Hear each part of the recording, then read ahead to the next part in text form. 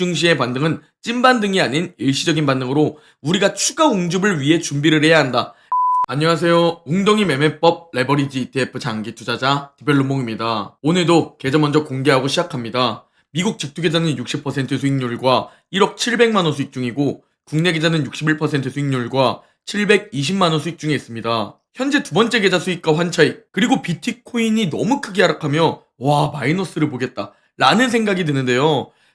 비트코인 3천만원 수익 중일 때 팔걸. 제가 이런 생각이 들었다면 절대 투자로 자산을 불릴 수 없다는 생각입니다. 당연히 단기적으로 저도 쓰라리지만 뭐 이게 투자의 세계인 걸 어쩌겠습니까? 결국 시간을 활용해 기다리면 올라갈 것이라는 생각을 가지고 인내심 싸움을 지속해야 하는 것이죠. 현재 비트코인 관련된 정보는 멤버십 텔레그램에서만 드리고 있는데 조만간 이 비트코인도 크게 줍줍할 것 같으니 한번 비트코인 영상 제작하도록 하겠습니다. 자, 어제 미국 증시를 살펴보면 결국 일시적 반등이었던 걸까요? 크게 하락한 미국 증시를 확인할 수 있고 다시 우리를 지치게 만들고 우리를 피바닥 공포로 집어넣고 있습니다. 평범한 개인 투자자분들이 이런 하락을 보고 대체 어떻게 버틸 수 있을까요? 그래서 매일매일 제 영상으로 공부를 해야 하며 이 모든 것을 이겨내고 결국 수익으로 자산을 불려나가야 하는 겁니다. 자, 4월이 결국 끝났습니다. 작년 11월부터 올해 3월까지 5개월 연속 상승한 미국 증시는 4월에 약세를 보일 가능성이 높다 라는 데이터를 공유드렸었는데요. 결국 4월 미국 증시 수익률을 살펴보면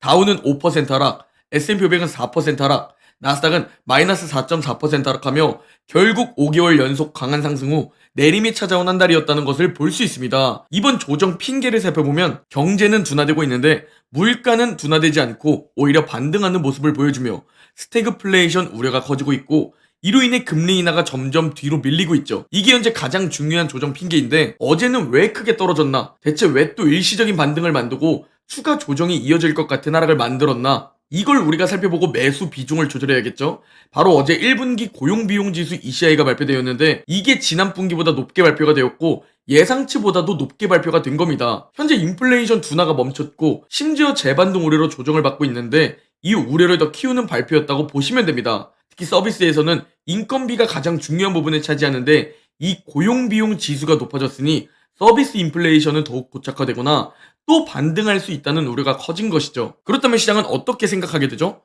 인플레이션 이거 진짜 안 잡히겠다.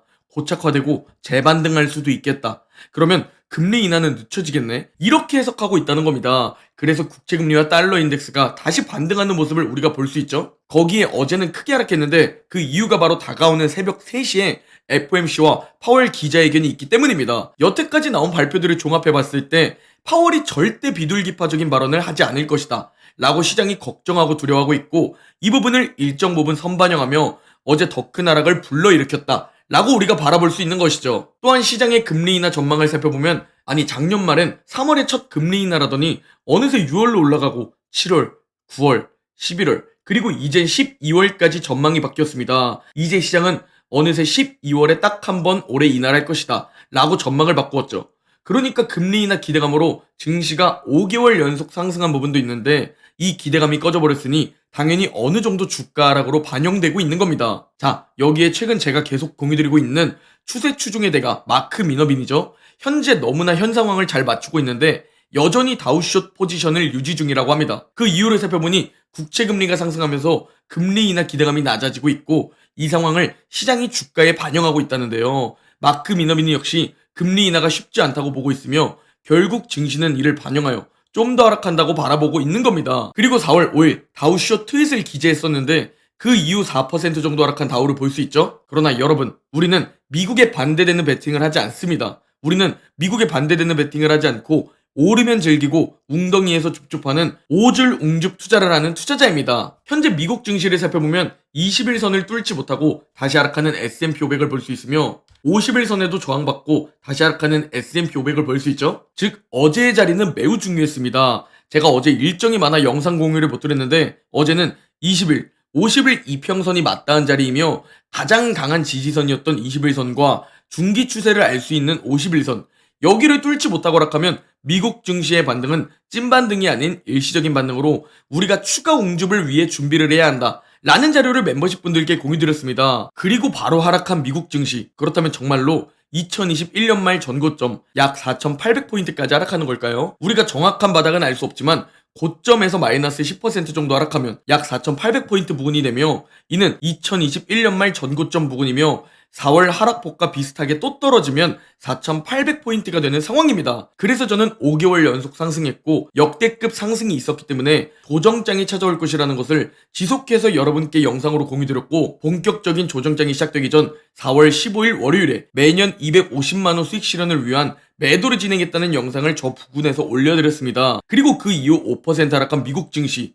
그리고 다시 반등하는 미국 증시를 보고 저는 그저께 멤버십 텔레그램을 통해 현재 현금 비중이 많이 없기 때문에 제 원칙을 위해 현금 비중을 좀 늘려야 하는데, 현재 월 소득을 당분간 사업 재투자에 써야 하기에 이 리밸런싱을 통해 현금 비중을 늘리고 있다 라는 말씀을 드려왔고, 제 실시간 리밸런싱을 공유드렸습니다. 제가 구매하여 받아보고 있는 여러 해외 투자 자료들과 지표들, 그리고 국채금리와 매크로적 관점에서 봤을 때 지금은 현금 비중이 너무 없기 때문에 어느 정도의 현금 비중이 필요하다고 느꼈기 때문입니다. 그렇게 이번 일시적인 반등을 통해 약 1,500만원 현금 비중을 추가로 마련해놨고 다시 15% 정도 현금 비중으로 만들어놨습니다. 이게 멤버십에서 가장 중요한 혜택입니다.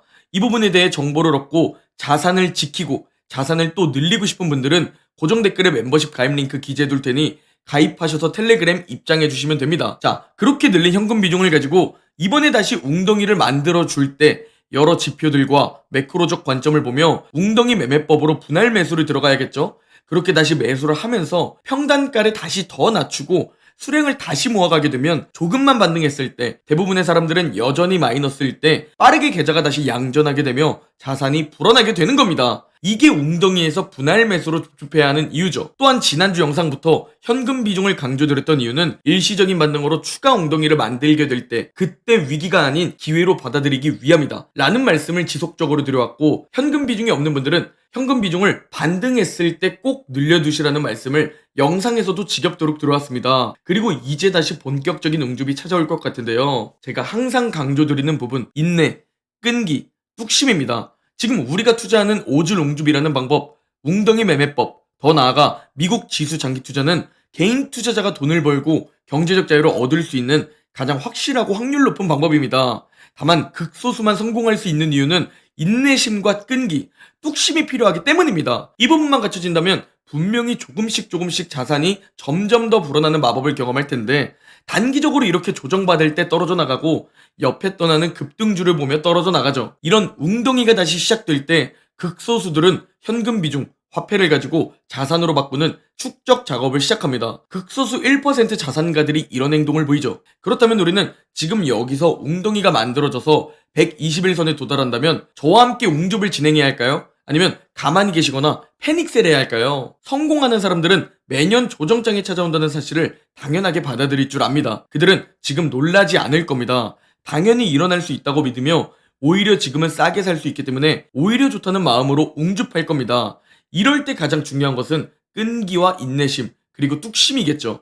여러분, 우리가 선택한 곳은 미국 그 자체입니다. 애플, 마소, 구글, 테슬라, 엔비디아, 아마존, 맥도날드, 나이키, 비자, 마스터카드 등 우리가 투자한 기업보다 전 세계에서 좋은 기업은 없습니다. 가장 좋은 종목을 보유하고 있기에 우리는 시간만 활용하면 부자가 될 수 있습니다. 그래서 제가 매번 지겹도록 2030년을 말씀드리는 겁니다. 2024년 4월에 조정장? 2023년이 되면 기억나실 것 같나요? 심지어 2년 전 2022년 하락장 기억도 잘 안 나는데 말이죠. 그러니 시간만 활용하시면 됩니다. 부디 저와 함께 멀리 바라보시고 극소수 자산가처럼 생각하고 행동합시다. 자산가들은 대체 어떻게 부자가 되었나? 이 부분을 냉정하게 생각해보시면 답이 보입니다. 그들은 위기에서 기회를 잡은 사람들입니다. 그렇다면 대다수는 왜 부자가 되지 못하는지 냉정하게 생각해보시면 답이 또 보입니다. 그들은 위기에서 도망치거나 위기에서 오히려 무너지거나 기회를 잡지 못한 사람들입니다. 즉, 위기에 어떤 행동을 하느냐, 이 부분이 부자가 되느냐, 평범한 대다수가 되느냐를 결정합니다. 그래서 저 역시 제 수익이 이번에 7천만원 날라갔을 때, 그럴 때 여러분께 웅줍하자고 또 말씀드리는 겁니다. 이제 현금 비중을 다시 늘려놨으니 121선 터치를 한번 기다려보시죠. 오늘 영상은 여기까지입니다. 제 영상이 도움이 되셨다면 구독, 좋아요, 알림 설정 부탁드립니다. 그럼 내일 영상에서 뵙겠습니다.